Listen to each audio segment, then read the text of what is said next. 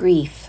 The word itself has much weight attached to it. It is an emotional experience that comes about or is triggered by a loss. It's a word we mostly associate with death, when you lose someone close to you. However, we can experience loss in other ways too, in the form of losing an important material item, a job, a relationship. Even with a terminal illness, the emotions of grief can be triggered. Grief may have the ability to impact your physiology by impacting sleep, energy levels, even possibly causing a loss of appetite. It may in some cases impact how we see the world. This is referred to as grief brain. The cognitive changes that are taking place because of the experience someone is in can mean they struggle to pay attention or even have difficulties concentrating, even struggle with making decisions. Elisabeth Kubler-Ross proposed the 5 stages of grief. They are denial, anger, bargaining, depression, acceptance. Denial shock is the stage individuals may have difficulty accepting the reality of the situation. They might think, this can't be happening.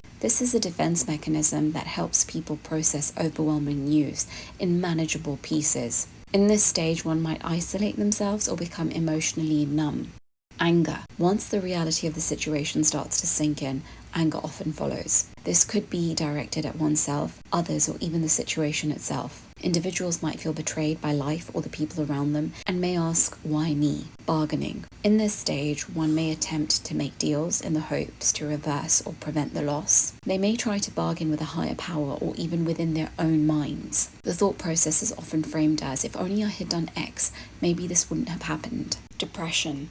As the loss becomes more real, one may experience deep sadness, despair, or hopelessness. They may withdraw from others, feel overwhelmed by the weight of their emotions, or experience physical symptoms, like the ones I mentioned earlier.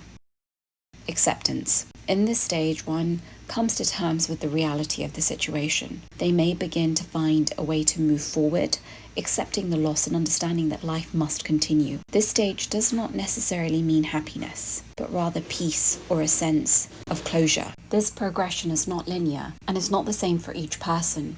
While these stages are noticed when grief is experienced, each person's journey through them is different. We are complex individuals with many dimensions. For this reason, grief can take many different forms, all dependent on the individual and their circumstances. Some researchers have gone ahead and added a 6th stage, which is finding meaning after a loss. They have even gone further and fine-tuned the stages, but personally I found solace in learning about the above 5 stages, hence why I'm sharing them here. Grief is an emotion we have all experienced.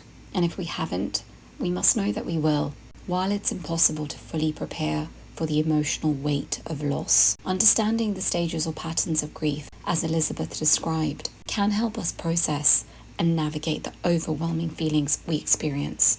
Grief is incredibly personal, and no 2 experiences are the same. But knowing that others have gone through similar emotions can provide comfort and insight. It allows us to be kinder to ourselves, recognizing that it's okay to feel lost or even to move through different stages at different times. Knowledge doesn't remove the pain, but it can create a sense of connection and help us understand that grief is a natural part of being human. Thank you for listening, and I'd love to hear your recommendations on handling and processing grief and loss.